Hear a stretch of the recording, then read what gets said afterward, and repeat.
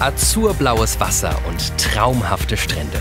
Sardinien, die Karibikinsel des Mittelmeers. Eine Insel voller Köstlichkeiten und Traditionen. Wie zu Hause. Komm a casa. Und zu Hause ist es nicht nur am schönsten, hier gibt es auch das beste Essen. Wir zeigen sardische Spezialitäten, wie und von wem sie gemacht werden und natürlich, wie sie schmecken. Das Probieren ist immer das Beste.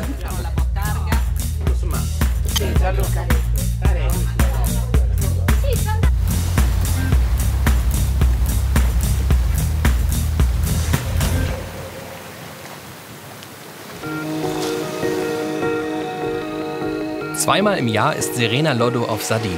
Hier hat sie ihre Wurzeln. Serenas Lebensmittelpunkt und ihr Ein und Alles, der eigene Laden, sind aber in Deutschland. Das Sardolci, das ist mein Laden in Deutschland, in Limburg. Und wir produzieren Pastafrische, wir produzieren unsere Culurgiones, die es hier überall gibt auf Sardinien, beziehungsweise bei uns in der Ecke. Und die hat meine Oma immer gemacht und die machen wir einfach in Deutschland mit Leidenschaft. Sardische Rezepte, italienische Kochkunst, weitergegeben über Generationen von Oma und Mama. Das Sardolci und Sardinien sind untrennbar miteinander verbunden. Serenas verstorbene Oma, die Nonna, ist hier wie da allgegenwärtig. Es ist immer die gleiche Erinnerung, immer dieser Tag am Strand.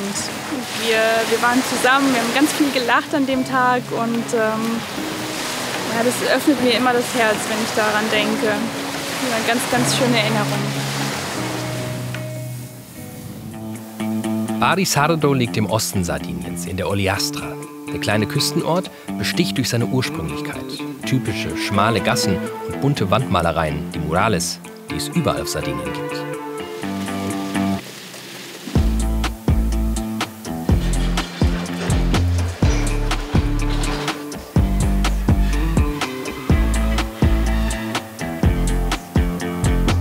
Wir haben jetzt hier im Ort die verschiedensten Bilder, also von Meeresbildern mit dem Turm, mit dem berühmten Torre di Bari und auch so ganz traditionelle Sachen, wo an religiösen Festen dann auch die Kühe den Karren ziehen und alle die Prozession mitlaufen. Und also es gibt ganz viel, von religiös bis einfach nur schön und ästhetisch. Na, das ist der Ort, der meine Kindheit geprägt hat. Und also die ganzen Ecken, die ich hier durchlaufe, die erinnern mich immer an die Oma, an die Einkäufe, die wir dann zusammen gemacht haben. Ein Geborgenheitsgefühl gibt mir der ganze Ort. Viele solcher Erinnerungen sind mit diesem Haus verbunden. Na? Kommt die mit? Ja. Wenn Serena früher auf Sardinien war, hat sie mit ihren Eltern, Clara und Franco, bei der Oma gewohnt. Die offene Küche mit dem Ofen, wo immer in großer Runde Brot gebacken wurde. Ein Ort voller Kindheitserinnerungen an Claras Mama. Hat sie alles fast selbst gemacht? Das sind die schönsten gewesen, denke ich mir, weil wir sind alle zusammen gewesen, ja, und wir haben alles zusammen gemacht. Wir dürfen jetzt nicht in der großen Teig rumfummeln, aber wir haben immer eine kleine Stück davon bekommen und jeder hat was daraus gemacht, gell? Und da haben wir alle Spaß gehabt. Wenn wir dann hier im Sommer geschlafen haben, dann hat der Geruch mich eigentlich schon geweckt morgens, um 5 Uhr morgens oder so. Und dann bin ich immer als Kind runtergelaufen und meine Oma hat mir direkt ein Stück Brot in die Hand gegeben. Brot ist in Italien super wichtig. Es ist essentiell.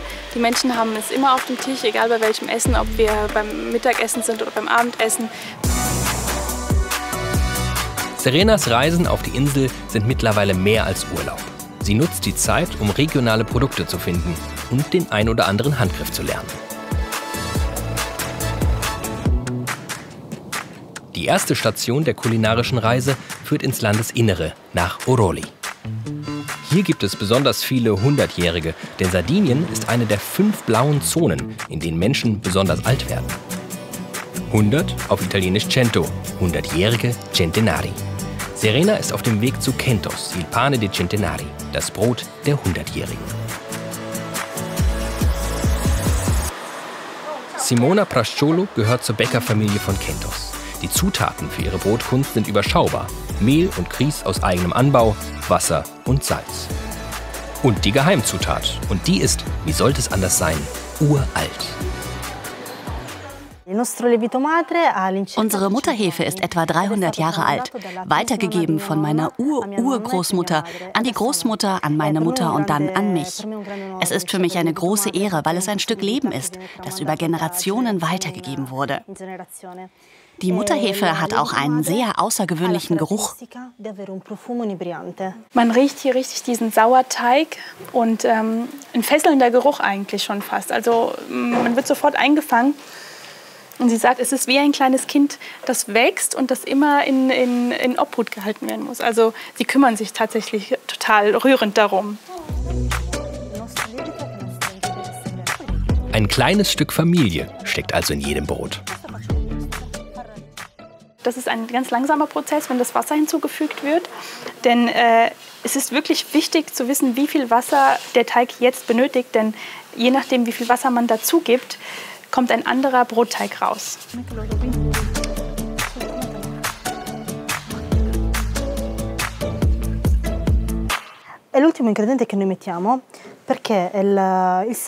Die letzte Zutat, die wir hinzufügen, ist das Salz, weil es den Teig elastisch macht.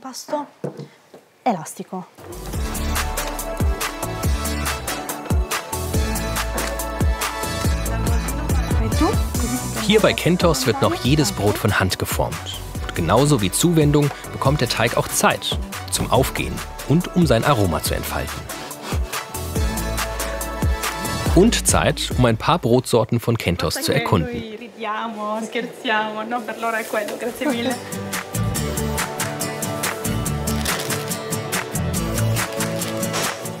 Also man nimmt das Brot, kontrolliert die Bräunung der Kruste, man legt es sich ans Herz und klopft. Da, so muss ein frisch gebackenes Brot klingen. Auch das sind Brote, wie kleine Kunstwerke. Das ist beides das zeremonielle Brot. Das eine ist auf dem Tisch bei den Feiern und wird dann auch gegessen, während das sehr dekorative praktisch nicht gegessen wird, sondern zu Hause aufgehoben wird. Und es wird ja sehr hart und sehr fest und kann dann als Deko dienen. Simonas Bruder Davide macht den Ofen bereit, mit wildem Fallholz aus den sardischen Bergen. Es wird nicht extra geschlagen, um unnötige Abholzung zu vermeiden. Für das kunstvolle Zeremonienbrot Kukoi Pintau braucht es viel Übung. Diese Handwerkskunst lernt man nicht von heute auf morgen. Zu Hause bei meiner Oma gab es eine alte Knetmaschine und ich durfte als kleines Mädchen schon immer mithelfen. Ich hatte dann einen kleinen Stuhl an dem großen Arbeitstisch und dann haben meine Oma und meine Mama mir immer gesagt, was ich machen soll. Und so habe ich das gelernt. Das Kukoi zum Beispiel.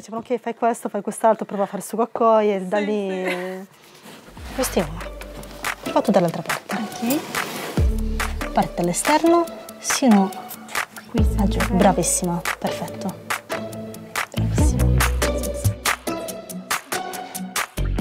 Wir machen jetzt eine Rose und meine Nonna hieß ja Rosa, also Rose auf Deutsch, und ist auch eine ganz schöne Geste. Dann kann ich ihr gerade dieses Brot halt widmen. Uralte Traditionen und Wissen von Generation zu Generation weitergegeben. So hat es Serena selbst erlebt. Und auch auf dieser Reise begegnet es ihr immer wieder.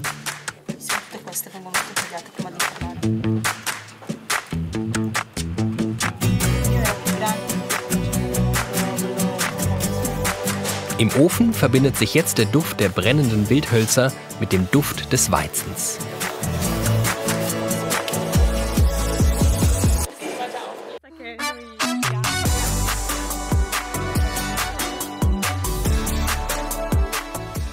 Es war unheimlich schön und ich würde es gerne auch in meinem Laden machen.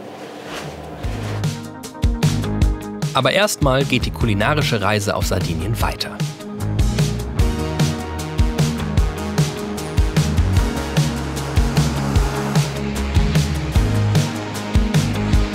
Zurück ans Meer mit seinen weißen Felsen und dem feinen Sandstrand. Hinter der Halbinsel Sinis an der Westküste liegt die Lagune von Arborea, Heimat von unzähligen seltenen Vogelarten und Flamingos. Um das Geheimnis dieser Lagune zu erkunden, muss Serena vor allem eins: sehr früh aufstehen. Wir schauen, wie die berühmte Botarga gemacht wird, der Fischrogen, der auf Sardinien so bekannt ist und auch Gold Sardiniens genannt wird. Und da bin ich schon ganz gespannt drauf. Ich war nämlich noch nie fischen tatsächlich. Das ist Botarga di Mugin, eine teure Delikatesse, wie es sich für einen Goldschatz gehört. In der Lagune der Fischereigemeinschaft Arrubia führen die Brüder Alberto und Alessandro Porcu die Familientradition von Großvater und Onkel fort, die beide Fischer waren. Ich habe eigentlich gedacht, dass wir auf Booten sind, aber wir sind heute also richtig im Wasser und mal gucken, was ich mit meinen Händen so fische. Andiamo? Andiamo. Das ist ein Netz, das trennt die Lagune in zwei Bereiche und hindert die Fische daran, ins Meer zu schwimmen. Okay. Andiamo. Ciao. Da hinten sind die Fischer. Der mit dem Taucheranzug fängt die Fische mit der Hand. Er wählt jeden Fisch einzeln aus und prüft, ob er schon groß genug ist. Verantwortungsvolles Fischen ist den Brüdern wichtig, nicht Profit um jeden Preis. Er ist der Star hier im Wasser, die Meeresche, auf Italienisch Mugine.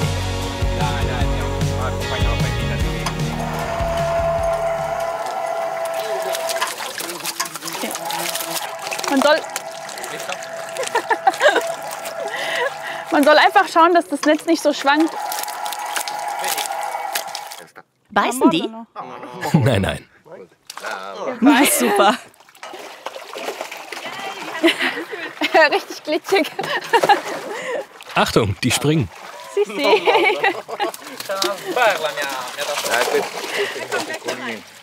Dio mio. Un altro? Noch ein? Mach doch mal, dass die stillhalten. Sing ihnen ein Lied vor oder sowas. Oddio, aspetta.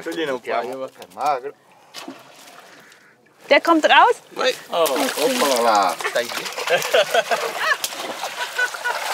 Das waren jetzt die kleineren Fische, die dann wieder raus dürfen, ja, und weiter wachsen dürfen. Seit über 60 Jahren wird in dieser Lagune verantwortungsbewusst, mit Leidenschaft und Liebe gefischt.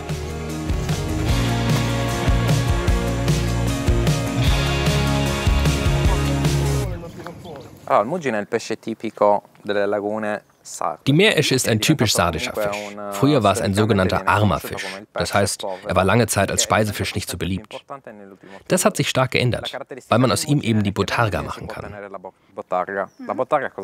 Das bedeutet, dass man dem Fisch den Rogen entnimmt. Das können wir dir gleich mal zeigen.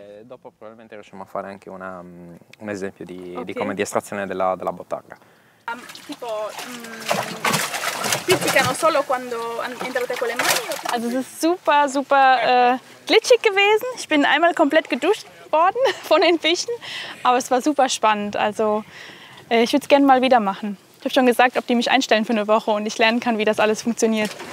Ich kann gerade den Vertrag unterschreiben. Facciamo. Und dann wird es Zeit, dem Geheimnis um das Gold Sardiniens näher zu kommen.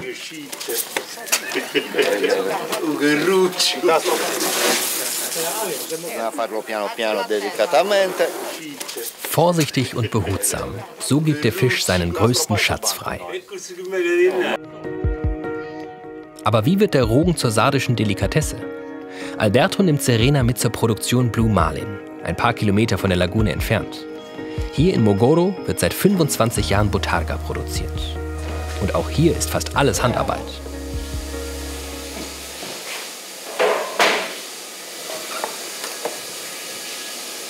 Grazie. Grazie a voi. Perfetto. Mit Inhaber Luca Cirones geht's in die heiligen Botarga-Hallen. Nella sala di produzione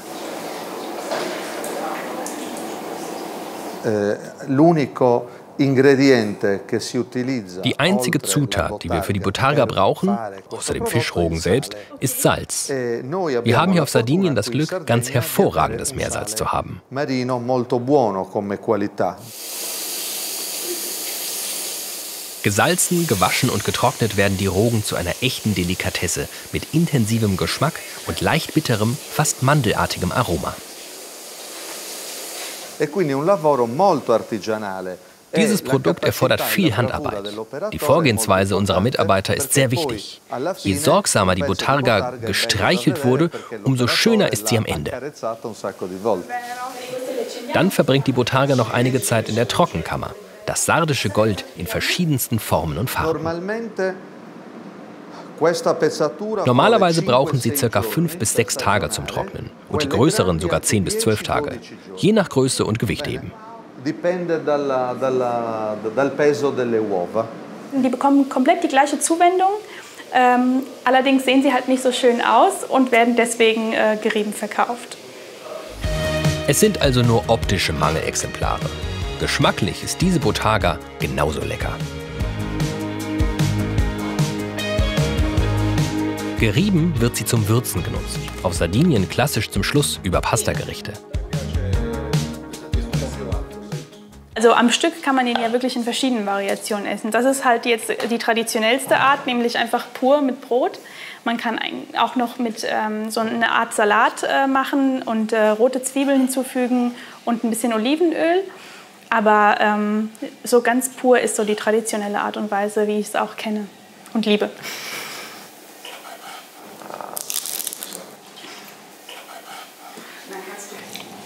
Non dobbiamo dire niente, wir müssen gar nichts sagen.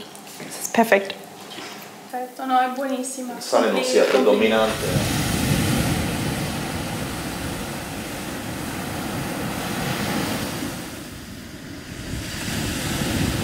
Wir bleiben noch ein bisschen am Meer. Serena ist zurück an der Ostküste, um ein bisschen wertvolle Familienzeit zu genießen. Mit Papa Franco und Freund Daniel.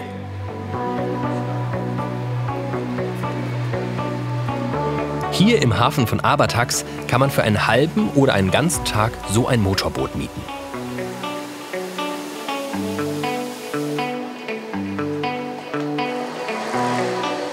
Einen Führerschein braucht man dafür nicht, aber auf jeden Fall Badesachen. Denn die 3 haben ein ganz besonderes Ziel. Das sind so Buchten, an denen kann man hinlaufen oder wie wir es halt heute machen, mit dem Boot hinfahren. Und sind halt super klein und sehr, sehr naturbelassen. Es gibt auch nichts anderes. Also man kann den Strand nur besuchen, baden und weiter nichts eigentlich. Also pure Natur. Der Golf von Orosei mit seinen spektakulären Buchten. 2 Stunden Fußmarsch oder eben eine Bootsfahrt. Egal wofür man sich entscheidet, es lohnt sich. Hier schimmert das Meeresblau wie in der Karibik. Dieser Teil von Sardinien hat es Serena besonders angetan. Wenn wir uns praktisch zum Meer drehen, haben wir hinter uns die Felsen trotzdem, ja. Die Berge. Und das hat irgendwie auch für meine Oma immer eine große Bedeutung, weil sie kommt ja aus den Bergen, wollte aber auch immer am Meer sein. Verständlich bei diesen Aussichten.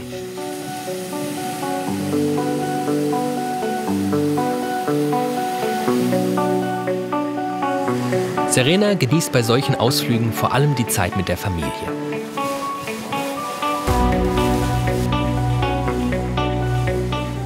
Familie ist bei uns immer an erster Stelle.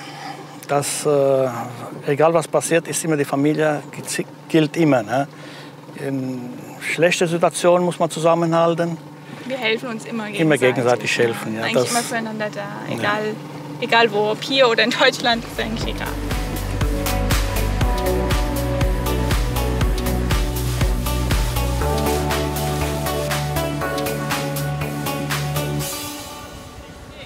Ganz in der Nähe von Arbatax, mit seinen berühmten roten Felsen, liegt Tortoli, die Hauptstadt der Region Ogliastra. Mit ihrer wunderschönen kleinen Altstadt und den engen Gassen lädt sie zum Einkaufen und Bummeln ein.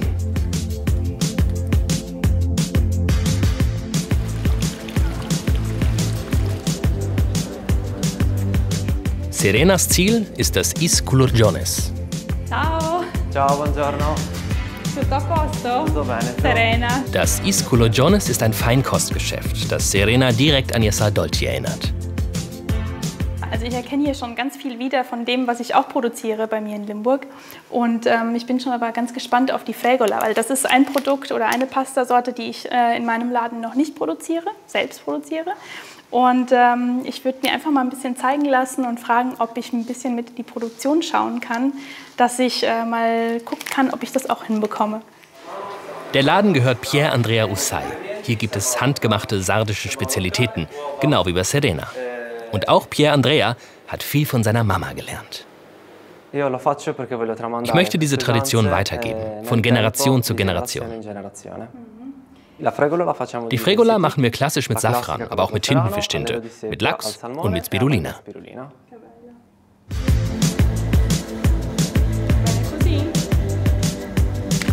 Um diese kleinen Kügelchen aus Hartweizengrieß geht es.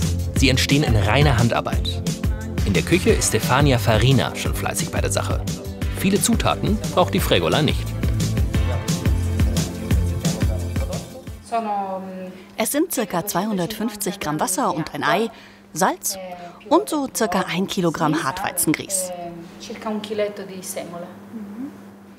Die Zutaten werden in einer großen Schüssel im Kreis herumgewirbelt, bis aus kleinen Krümeln große werden. Bei Stefania sieht das spielend leicht aus. Das ist also gar nicht so einfach. Ich sehe auch jetzt schon, sie benutzt manchmal den Handrücken, also den Fingerrücken sozusagen, manchmal aber auch die Fingerspitzen. Also es ist sehr, sehr nach Gefühl, was ich jetzt so mitbekomme. Hier im Isculo Giones wird die Fregola nur per Hand gemacht. Wie aufwendig das ist, wird Serena gleich merken. Okay, sie sagt gerade, ich darf es jetzt auch mal probieren. Dann können wir loslegen. Facciamo il cambio?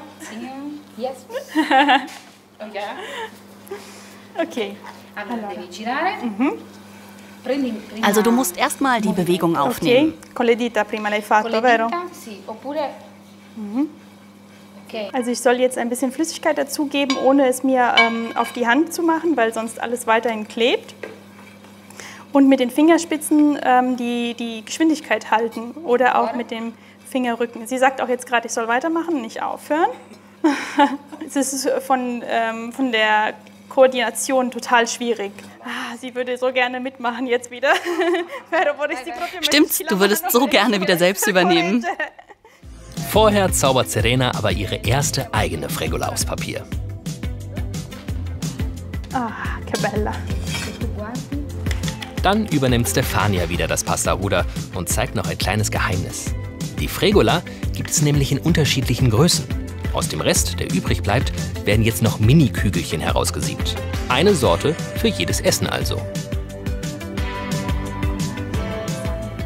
Die Fregola, ich weiß halt, dass man viel Minestrone daraus machen kann, also generell auch Suppen. Am liebsten kombiniere ich sie mit Salsiccia und Kräuterseitlingen. So koche ich es auch immer für meinen Mann und Freunde. Kräuterseitlinge sind sehr lecker und ähneln den Steinpilzen.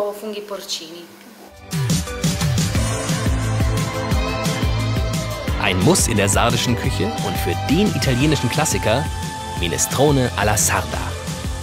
Auf der Insel der 100-Jährigen hat sie den passenden Zusatz di lunga vita für ein langes Leben. Einen Spaziergang durch den Gemüsegarten nannte Serenas Oma. Ein Tag in Tortoli voller Erinnerungen an die Nonna.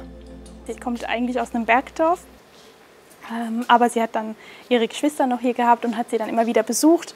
Und das verbinde ich dann immer damit. Also diese Stadtbesuche bei den Verwandten von der Oma.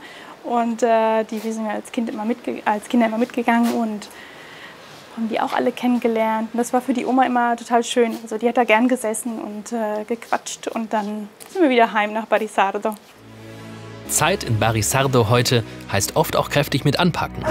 Rund um den Ort gibt es noch viel Landwirtschaft.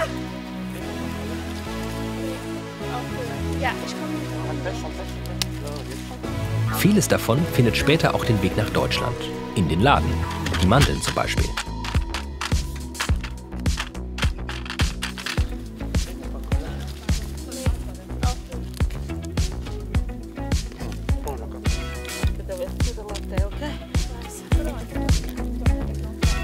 Das ist für das Gebäck, das wir machen, die Amaretti, vor allen Dingen die Amaretti. Und das ist ein reines Mandelgebäck und das ist nach ganz traditionellem alten Rezept von meiner Oma. Oder das Olivenöl aus eigenem Anbau.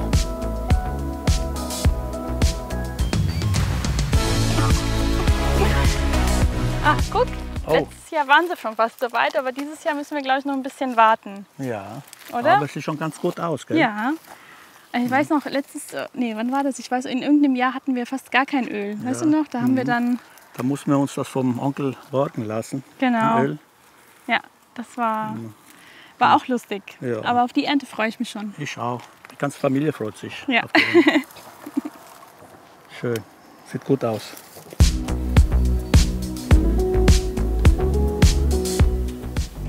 Die Liebe zum Land und den Traditionen der Familie. So haben sich einige Regionen auf Sardinien ihre Ursprünglichkeit bewahrt. In der Gegend um das kleine Örtchen Pauli Latino gibt es eine ganz besondere Spezialität.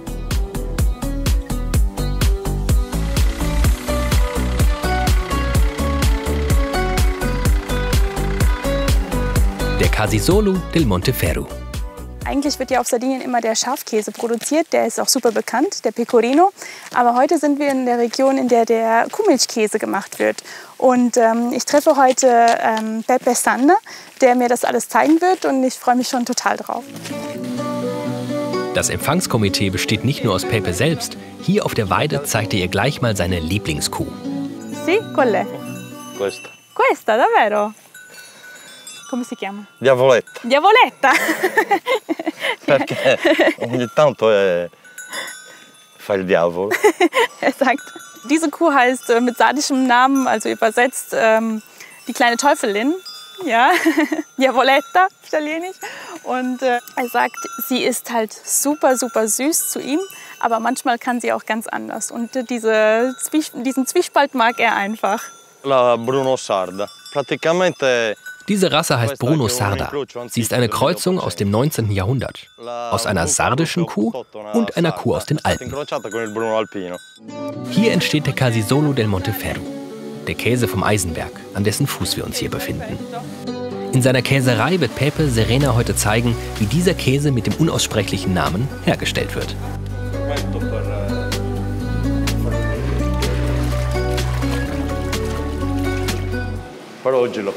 Heute machen wir ausnahmsweise alles mit der Hand. Diesen kleinen Teil der Arbeit haben wir eigentlich mittlerweile automatisiert.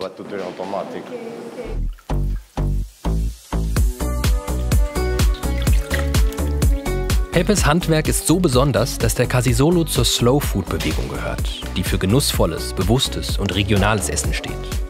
Dazu gehört auch das langsame Reifen des Käses. Diese hier sind erst ein paar Tage alt. Dieser einen Tag. Dieser 2 Tage. Dieser 3. Dieser 4. Nein, auch 3.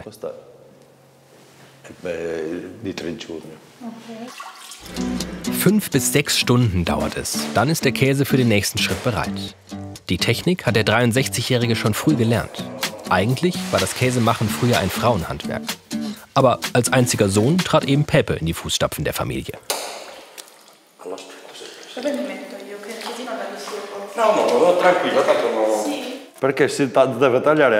Ich schneide die Masse in nicht zu dünne Streifen. Die kommen dann in mindestens 70 Grad heißes Wasser. Da sollen sie zusammen verschmelzen.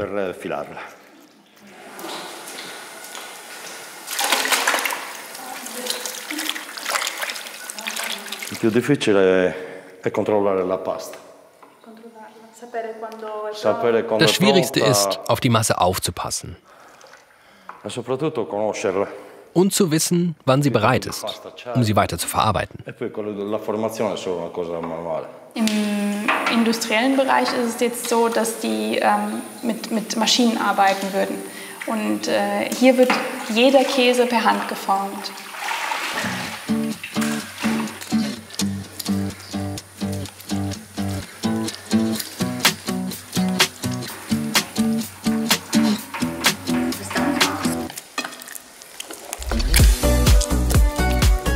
Was für eine Handwerkskunst. Serena ist wie gebannt von Pepes Bewegungen, denn gleich ist sie selbst an der Reihe.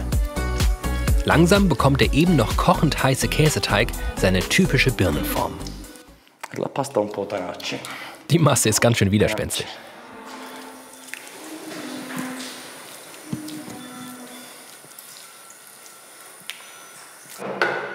Es ist sehr warm. Das fühlt sich an wie eine Mozzarella, die noch nicht fertig ist.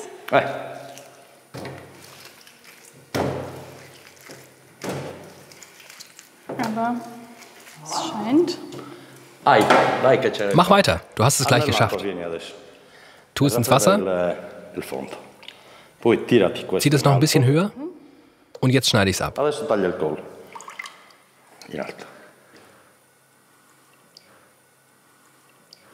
Und jetzt kann ich den Kopf formen?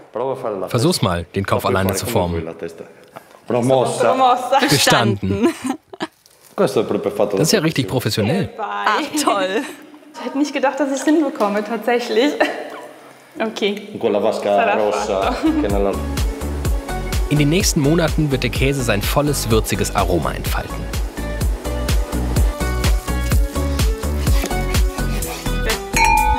Wenn man ihn ganz frisch isst, ist er nur leicht salzig, wunderbar cremig und eben einfach.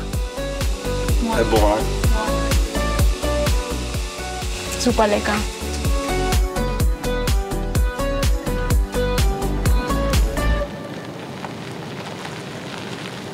Vom Fuße des Monteferro geht's 50 Kilometer östlich hoch in die Berge. Auf 1000 Metern liegt dieser hübsche Ort.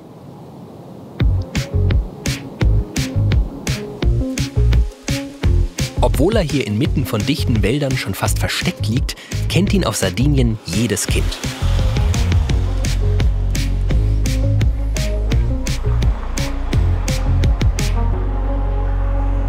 Wir sind heute in Zentralsardiniens, mitten in den Bergen. Ich war hier tatsächlich noch nie.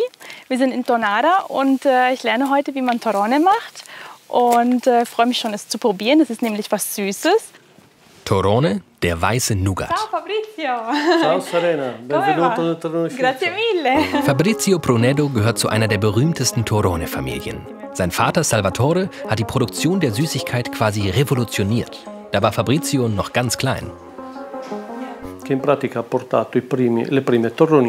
Er hat die ersten Maschinen hier nach Tonara gebracht. Denn bis dahin mussten die Arbeiter bei ihren Torrone alles von Hand machen.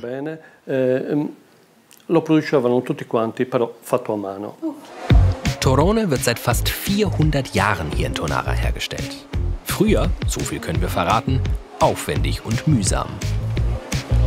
Dank Papa Pruneddo rühren jetzt die Maschinen die Eiweiß-Honigmasse, Stunde um Stunde.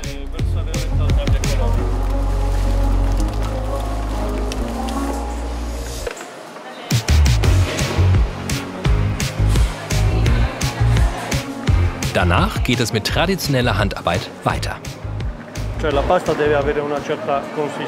Die Konsistenz der Masse ist entscheidend für den nächsten Schritt. Man kann es sehen und man spürt es an der Festigkeit. Gerade mal 10 Minuten haben die Frauen jetzt Zeit, die klebrige, weiche Masse in die bereitstehenden Formen zu drücken, bevor das Ganze zu fest wird.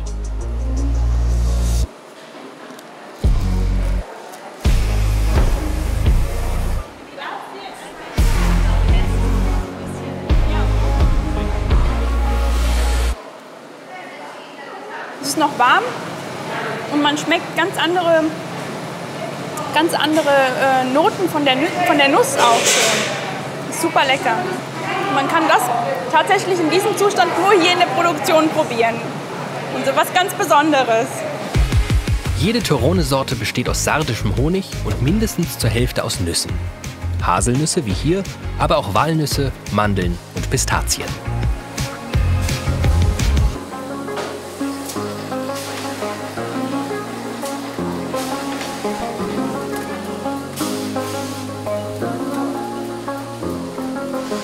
Bei Pruneddo passiert immer noch sehr viel in Handarbeit. Um die Geschichte der Herstellung noch besser zu verstehen, hat Fabrizio eine Überraschung für Serena vorbereitet. In diesem Kupferkessel wurde früher der Torrone gerührt, 3 bis 4 Stunden lang.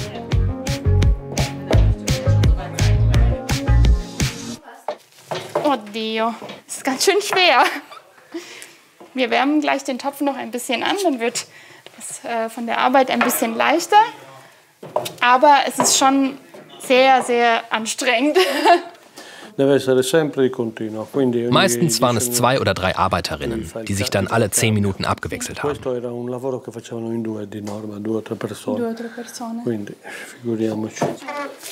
Heutzutage kommt dieser Topf nur noch als Show auf Festen zum Einsatz.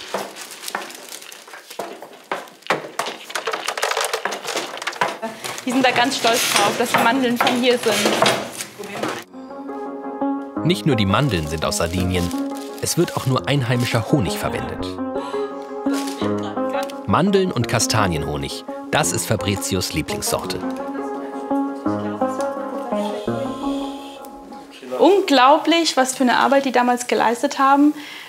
Hut ab. Und das werde ich wahrscheinlich nicht selbst machen in meinem Geschäft, aber weiterhin im Sortiment haben. Maschinen hin, Handarbeit her, das Beste kommt immer am Schluss. Unglaublich, dass ich hier war. Schön. Und wir bleiben noch ein bisschen in den Bergen.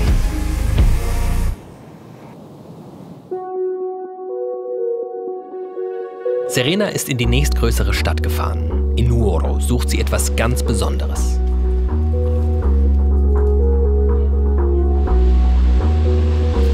In Nuoro gibt es die schwierigste und die seltenste Pasta auf der ganzen Welt. Nur ganz, ganz wenige Menschen können das. Aber dadurch, dass es sonst ausstirbt, kann man auch manchmal als ganz normaler Mensch, als Nicht-Familienangehöriger diese Pasta lernen. So sieht sie aus. Su Filindeu, die Fäden Gottes. Ein angemessener Name für die schwierigste Nudelsorte der Welt.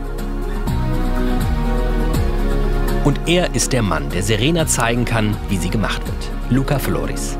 Er hat sich diese Kunst tatsächlich selbst beigebracht. Wie lange hast du dafür gebraucht? Für ein Filindeu, das würdig war, es vorzuzeigen, 3 Jahre.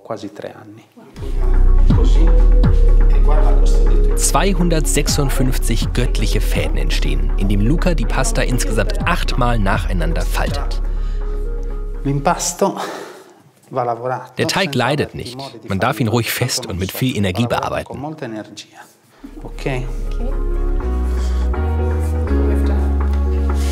Serena entgeht keine von Lucas Handbewegungen. Hier haben wir Salzwasser, grobes Salz. Und man darf den Wasserspiegel nur ganz knapp über den Salz halten. Und das sind so kleine Tricks, die erfährt man tatsächlich nur von jemandem, der es auch kann. Wunderschön und beeindruckend. Und dann werden die hauchdünnen Fäden in insgesamt 3 Schichten übereinander gelegt. Die erste ist die leichteste. Wir haben jetzt keine Möglichkeit mehr, das zu korrigieren. Einmal abgelegt, bleibt es so. Schön oder nicht schön. Aber das Filindeu ist immer schön, weil auch die Fehler es schön machen. Wird Serena es schaffen, die schwierigste Pasta der Welt zu formen?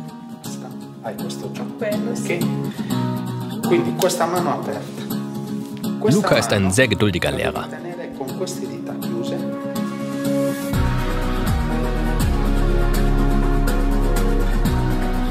Ich zähle nicht, ich bin zu konzentriert. Wow, ja. Ich glaube. Brava. Okay. Es ist Wahnsinn. Also ich hätte nicht gedacht, dass ich es hinbekomme so schnell. Und er ist auch ganz stolz, hat er mir gesagt.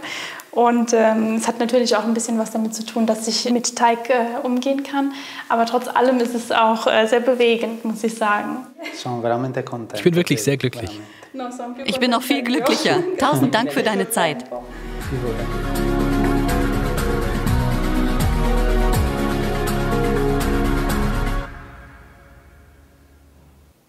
Zurück in Barisardo, Serenas Heimathafen auf Sardinien. Mit vielen neuen Erfahrungen und vielen selbstgemachten Leckereien. Die müssen natürlich geteilt und probiert werden.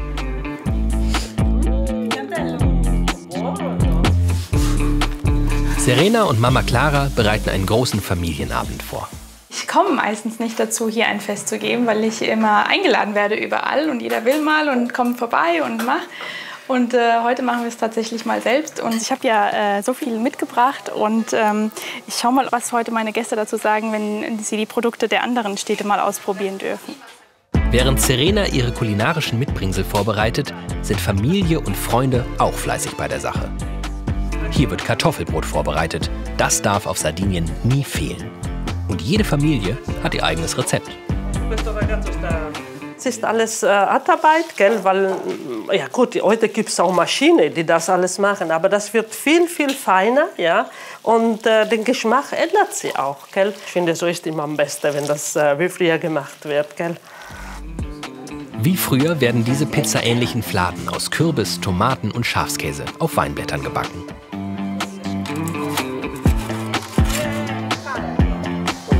Natürlich dürfen bei einem sardischen Familienfest die Culugiones nicht fehlen. Ravioli-artige Nudeln mit einer Füllung aus Kartoffeln, Pecorino-Käse und Minze. Die außergewöhnliche Falttechnik lernt hier jedes Kind.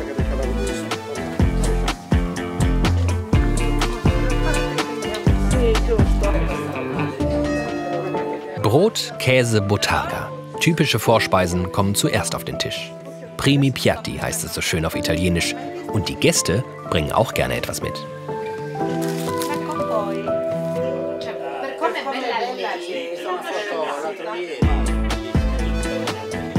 In der Zwischenzeit schmort im Garten schon das Secondo. Die Hauptgänge können bei den Sarden auch mal schön deftig werden. Su porceddu, das Spanferkel vom Grill, ist quasi ein Nationalgericht.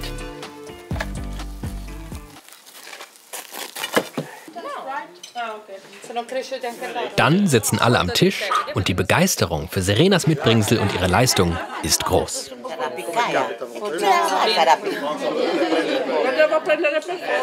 Buona! Very well! Mera buono!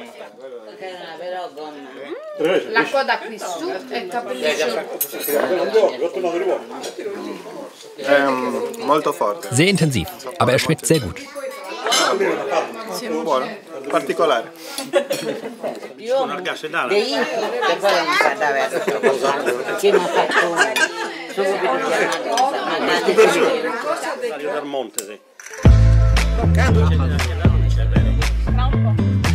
Nach den Vorspeisen ist die Pasta dran. Ein bisschen gutes Olivenöl und dazu etwas von dem Gold Sardiniens.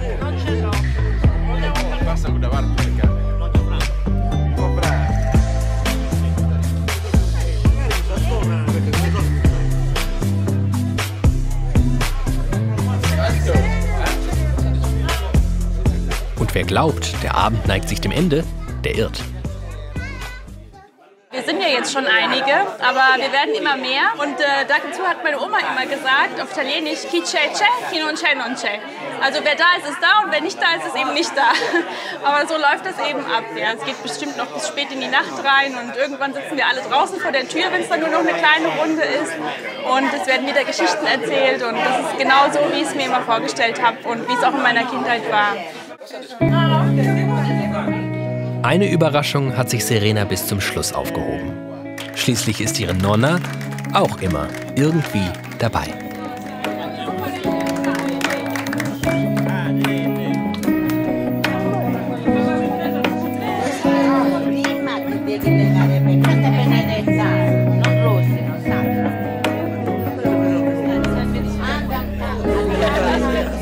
Dem wunderschönen Abend folgt ein traumhaft sonniger Morgen.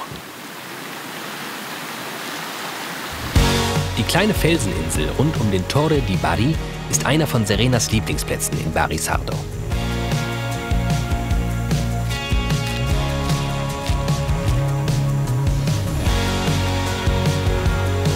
Hier kann sie mit Freund Daniel nochmal alle Begegnungen und Erlebnisse in Ruhe vorbeiziehen lassen.